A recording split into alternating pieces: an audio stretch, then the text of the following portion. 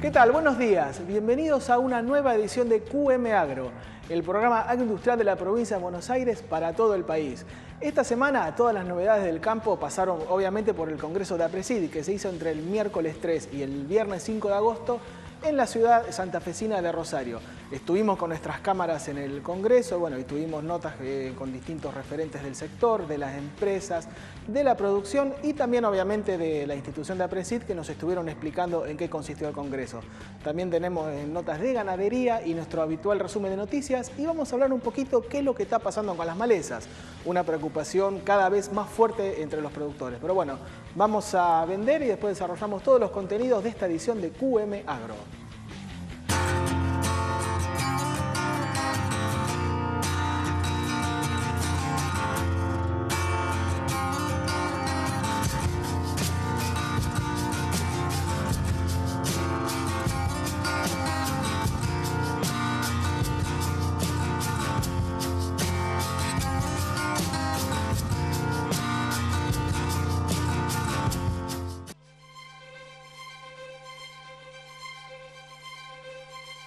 Roland H., líder en motocortadoras autopropulsadas de césped, malezas y arbustos.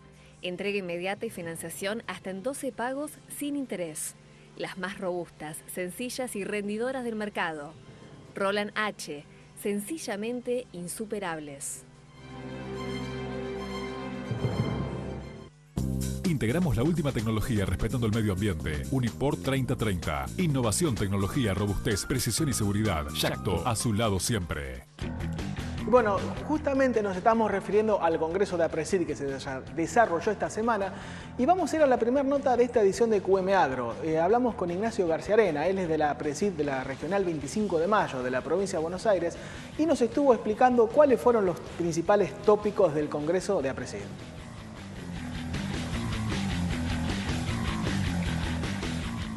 Contanos el balance de este primer día del Congreso de APRESID, Ignacio. Bueno, evidentemente, primero y principal, la convocatoria que tuvo el Congreso, que se viene superando año a año, eso es innegable. Es innegable que como producto, digamos, el Congreso es algo que a la gente le llega y eso hace que aumente la convocatoria año a año. Son varias temáticas, básicamente haciendo hincapié en cuestiones técnicas, en cuestiones ambientales, que es lo que APRESID viene haciendo frente desde hace años, y haciendo también especial énfasis en lo que es interacción pública-privada, que evidentemente es un tema que APRESID asumió hace un par de años y viene desarrollando en sus congresos. ¿Cómo funciona esa interacción pública-privada?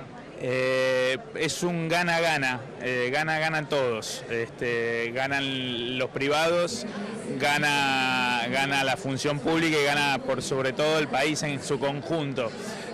La verdad que es la estrategia que verdaderamente da resultados netamente positivos. Se potencian al cuadrado o al cubo, digamos, no es una suma, sino que es una potencia. Sinceramente ese es el resultado. Y ahora, estamos en un congreso de APRESID y es imposible no hablar de sustentabilidad. ¿De qué hablamos cuando hablamos de sustentabilidad desde el punto de vista de APRESID? Sustentabilidad en lo ambiental, sustentabilidad en lo económico, porque si no, no habría actividad económica, y sustentabilidad social, justamente. Son las tres patas importantes de la sustentabilidad. Se tienen que dar las tres para que haya verdaderamente un negocio, digamos, en lo que es la producción, digamos. Tenemos que producir para que económicamente sea rentable, sin afectar el medio ambiente y que en lo social tenga una interacción donde ganen todos los participantes, no solamente los productores, sino también los proveedores y también las localidades de la región. Claramente es una misión que APRESID la tiene muy clara. Y estamos en un primer congreso de APRESID con las nuevas políticas. ¿Cómo se está notando el ánimo de los productores en este congreso? De los productores y el público en general, ¿no? Lo mencionó justamente el presidente en su discurso de la inauguración. Se ven otras caras y sinceramente el ánimo es otro. No es por achacar ni por dar mérito a alguien o a otro, sino que sinceramente hay un cambio de ánimo y eso se nota en todo, en el aumento de superficie sembrada, en la expectativa, en la generación de negocios relacionados al sector. En definitiva, es un cambio de ánimo que está dando, se está notando en el campo y en la ciudad. ¿Qué notas con los productores acá en el intercambio que estás teniendo en este primer día? Básicamente, yendo al campo, hay claramente una intención de siembra mucho mayor. Con ganas de no solamente de invertir en lo que ellos saben, sino también de estar buscando el más allá. Al más allá me refiero sobre todo también a lo que es el agregado de valor, no solamente a la producción primaria, sino al agregado de valor con que se puede transformar esa producción primaria. Y en eso tenemos un montón para hacer. Y la Argentina tiene mucho además para ofrecer al mundo, y eso también lo mencionó el presidente en su discurso inaugural. Argentina tiene mucho para exportar, tiene tecnología, tecnología de producción, tiene maquinaria, tiene genética, tiene procesos, el know-how del proceso, es decir, tiene un paquete de Foresport, digamos, que está demandado por muchos países necesarios. O sea, la Argentina está capacitada para ser el supermercado del mundo, tratar de generar alimentos para muchas personas, 10 o 15 veces más de la población argentina, y además tiene la posibilidad de enseñarle a esos otros países cómo hacerlo.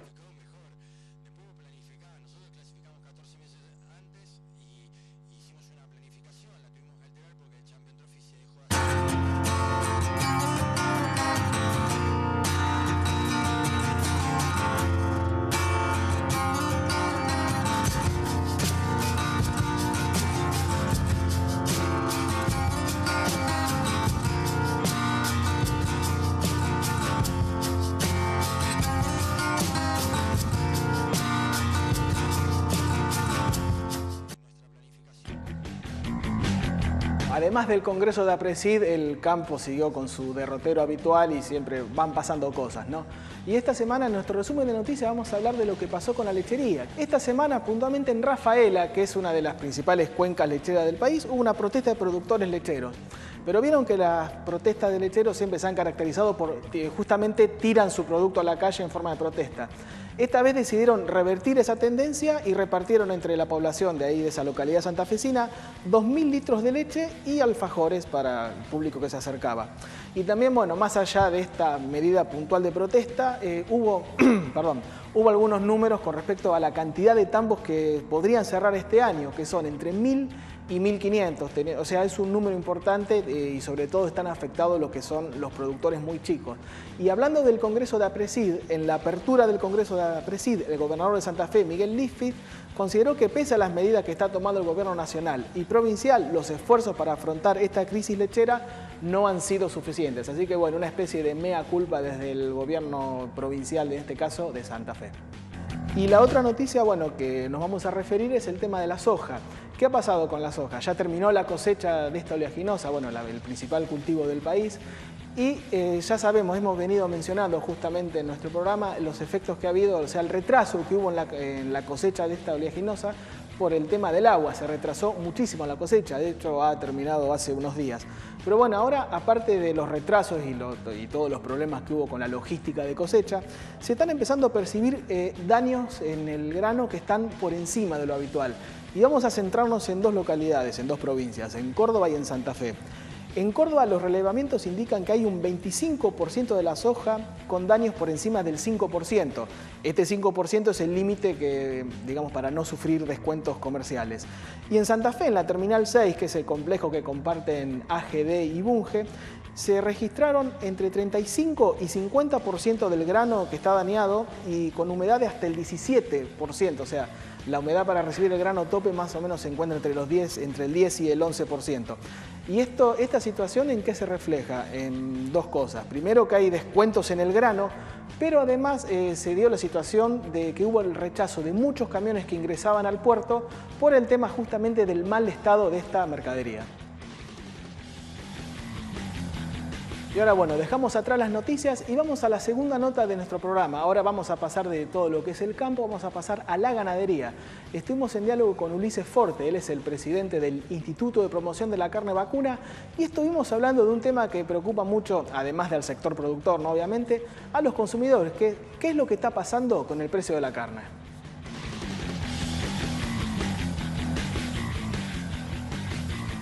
El tema precios de la carne en el mercado local.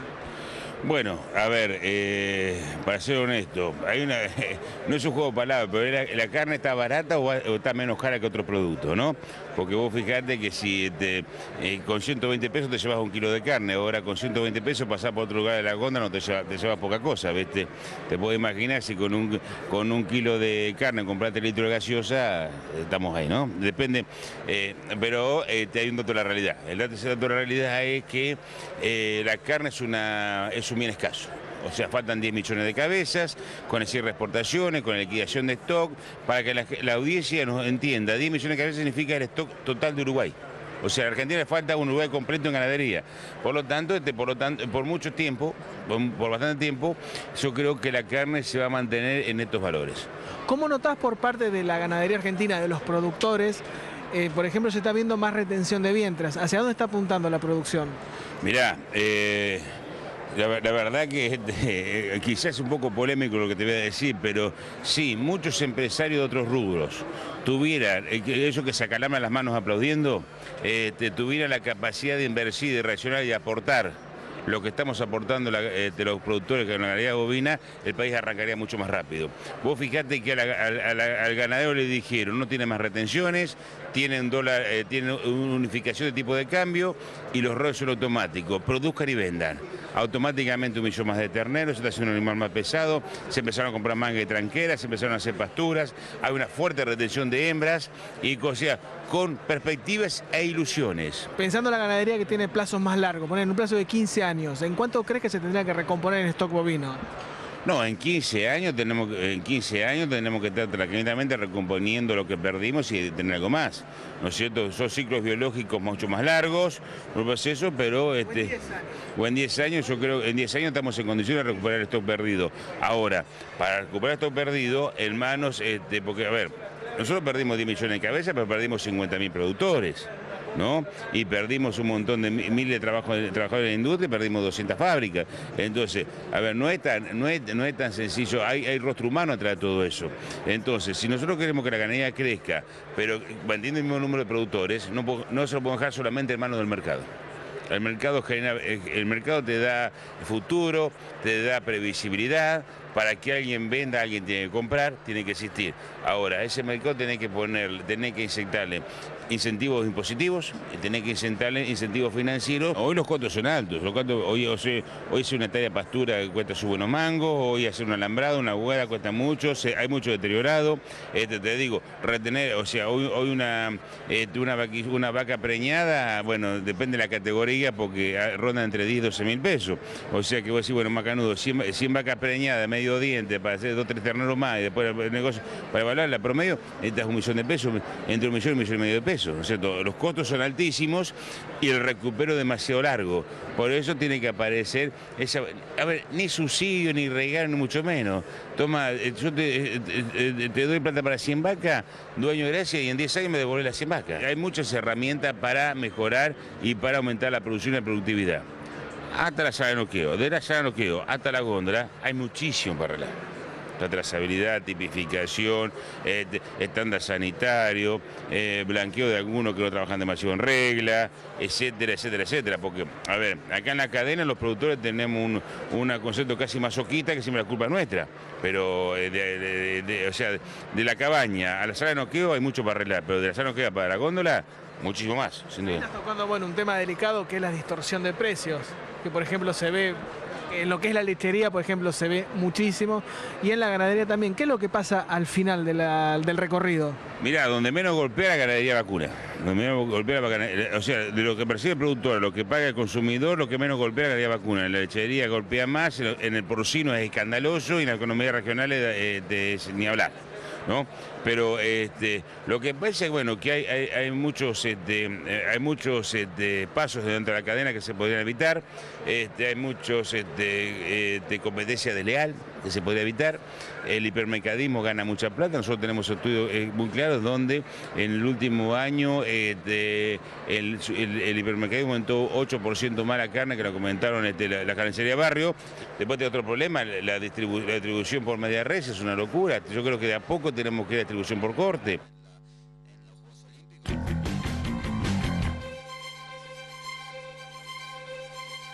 Roland H., líder en motocortadoras autopropulsadas de césped, malezas y arbustos.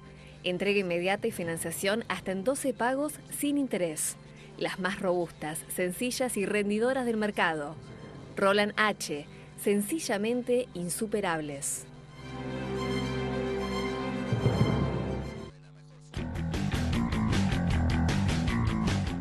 Y como mencionamos justamente al inicio del programa, el tema de las malezas resistentes es una cuestión que preocupa y mucho a los productores.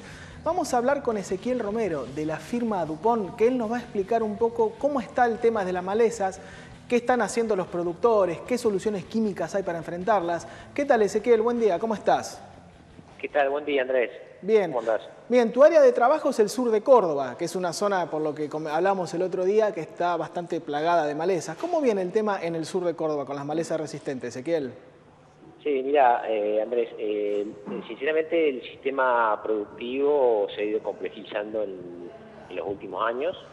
En lo que respecta al sur de Córdoba, principalmente tenemos un grave problema con una maleza en particular dentro de lo que es el sistema malezas, que es el yuyo colorado. En el caso nuestro tenemos la especie palmeri, ¿no? Como primer protagonista del sistema. Después se empiezan a jugar en el sistema gramíneas que vienen cobrando importancia a lo largo del tiempo, ¿no? Claro, y Ezequiel, en el caso del yuyo colorado, ¿tienen medianamente cuantificados el tema de las pérdidas que le infligen a los cultivos?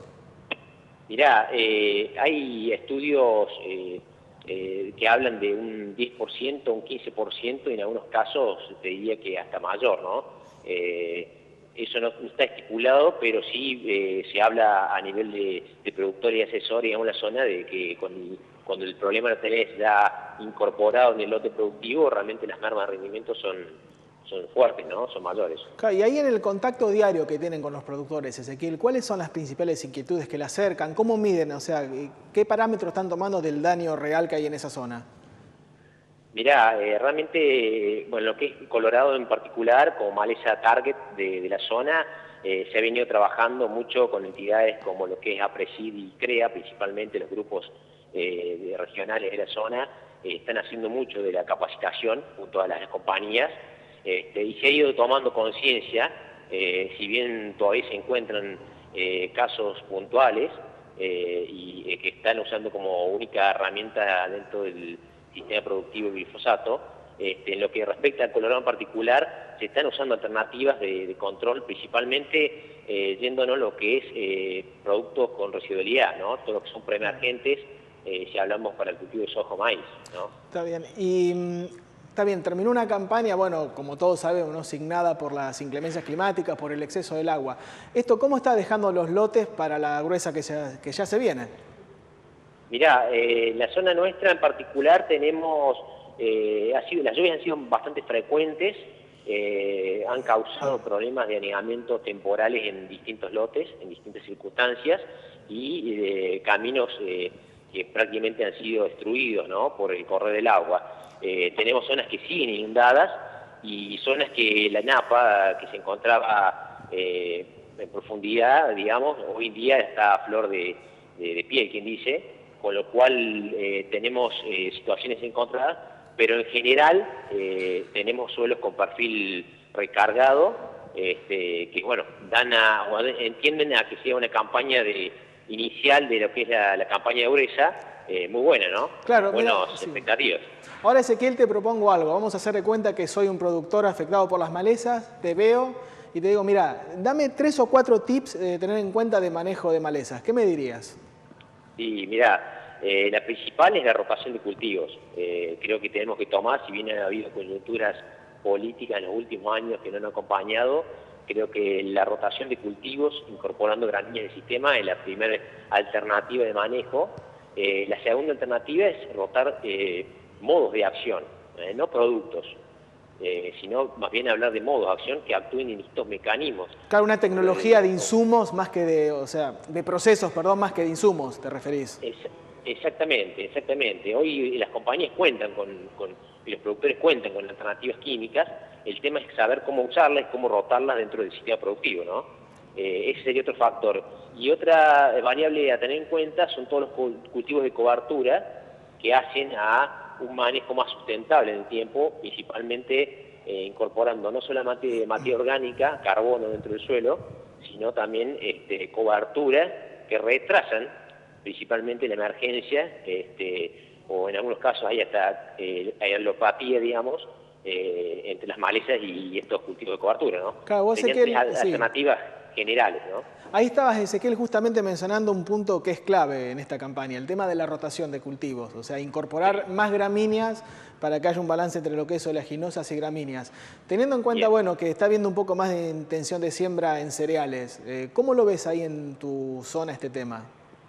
Mirá, bueno, la zona nuestra es muy maicera tradicionalmente, te diría que uno de los principales dentro de las zonas de Córdoba en general, el maíz juega un rol muy importante y bueno, hay muy buena expectativa de siembra, de hecho uno habla con productores de la zona y ya inclusive hay productores que han comprado cierta superficie en cuanto a bolsas, ¿no?, de maíz, de distintos híbridos.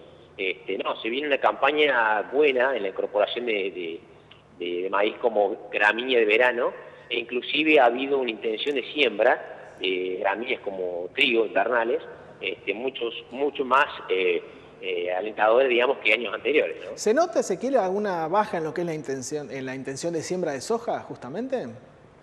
Y bueno, si uno toma la superficie, seguramente va a haber una merma que va a ser reemplazada por maíz. Sin duda que la soja sigue siendo el cultivo protagonista en el área a nivel argentina, ¿no? Pero sí va a haber una reducción, principalmente apuntando a aumentar ciertas hectáreas de maíz, lo que respecta a gramínea de verano, ¿no? Sí, está bien, Ezequiel, muy claro el testimonio y bueno, es un tema a seguir esto de las malezas resistentes. Así que te agradecemos la comunicación telefónica y bueno, y será hasta la próxima, Ezequiel. No, muchas gracias a ustedes. Y bueno, se nos fue un nuevo programa de QM Agro. Todo lo que vimos hoy en el programa y los programas anteriores los podemos seguir por las redes sociales, tanto en nuestra fanpage de Facebook como en Twitter. En Twitter, ¿cuál es nuestra dirección? QM-agro. Así que bueno, esto ha sido todo por este sábado. Muchas gracias por acompañarnos y los esperamos el próximo sábado en QM Agro por QM Noticias.